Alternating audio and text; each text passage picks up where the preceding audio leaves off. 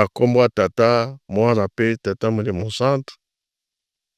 touti kosilisa année 2025 tozokota na mobu ya sika ya 2026 ezala biso ya bolingo mibeko pe misala Nzambe akotika biso te tomipesa na misala kosalela ata Nzambe na solo nde ntango wana tokozwa lifuti ya malamu nabakisi boye